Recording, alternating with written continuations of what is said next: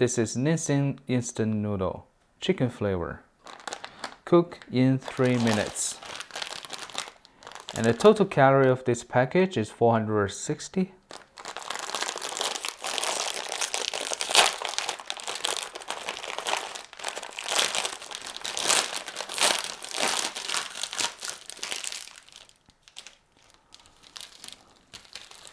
This is the soup base and a little bit oil. Okay, let's cook it.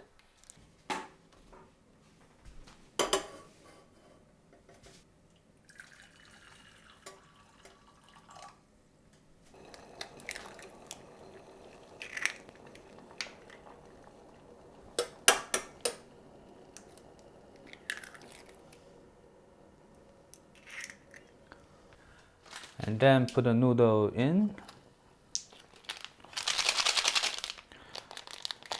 And this is the soup base. I'm going to cook for 4 to 5 minutes because we got 2 eggs. We're going to make sure that the egg is hard inside.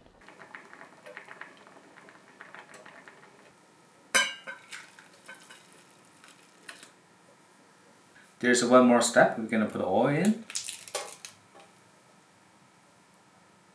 The oil smells good. Actually, this is the sesame oil.